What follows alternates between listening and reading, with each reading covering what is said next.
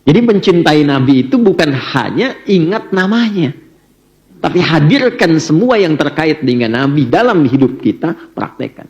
Itu oleh Quran bahasanya cuma singkat, diungkapkan dengan idh. Wa idh akhadallahu mitsaqan nabiyyin. Dan ingat, pelajari, pahami. Saat Allah mengambil komitmen dengan semua nabi yang akan bertugas di bumi. Siapa itu Nabi Muhammad? Apa yang beliau bawa? Dan bagaimana yang dibawa oleh Rasulullah itu bisa menjadi satu pedoman yang mencerahkan, melapangkan hati, meluaskan pikiran, dan memajukan keadaan hidup kita di setiap tempat yang dipijak. Tidak cukup kita kenali dengan ayat yang dibacakan Qari 1 di Ali Imran 144 saat kita memulai kajian tadi. Kalau kita ikutkan pada ayat itu betul. Tapi kita hanya akan dapatkan sensasinya memahami Nabi sebagai seorang Nabi dan Rasul cukup. Wa ma Muhammadun illa Rasulun qad khalat min qablihim rusul. Ya, dan kalau dibaca terjemahnya jadi kurang terasa nikmatnya tuh. Karena terjemahan. Dan Muhammad itu ya bukanlah siapa-siapa, melainkan hanya seorang Rasul saja. Jelasnya?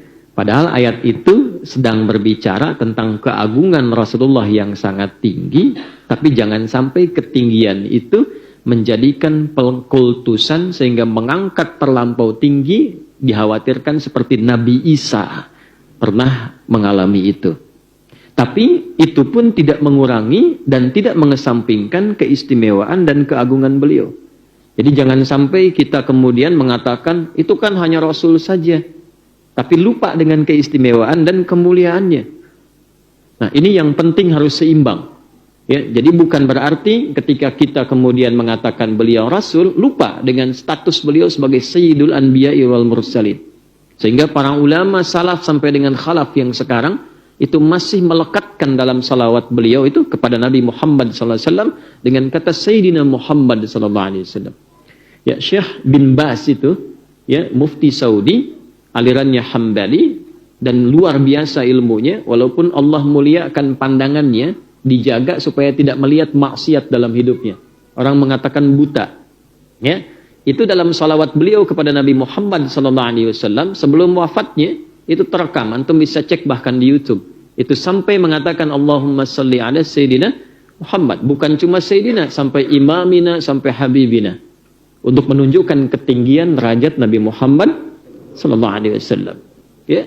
Nah, apa yang menarik dan istimewa bagi Rasulullah SAW yang kita akan serap nilainya, value-nya, tuntunannya saat ini, sehingga janji Allah yang disampaikan dalam Al-Quran kita bisa rasakan, bukan hanya kita baca, tapi kita rasakan dalam kehidupan kita. Nah, ini. 1 Quran surah ke-3 Ali Imran ayat 81. Nah, jadi sebelum ke ayat 144, buka dulu dengan Ali Imran ayat 81.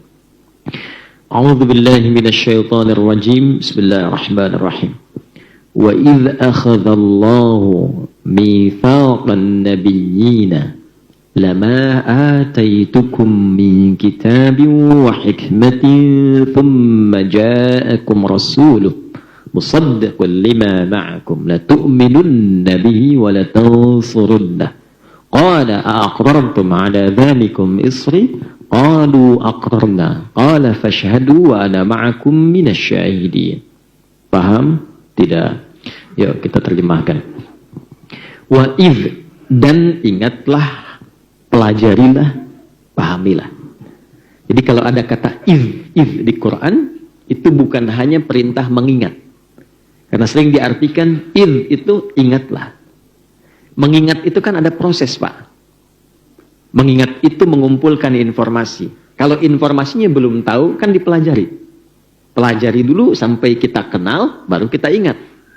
Mengingat itu menghadirkan memori untuk ditampilkan. Dengan penampilan itu, hadir memorinya, lalu kita bersikap dengan itu. Nah, semua yang dilekatkan pada Rasulullah untuk diingat juga punya makna pelajari, pahami. Setelah paham, mengerti, hadirkan itu dalam hidup kita, praktekkan dalam kehidupan.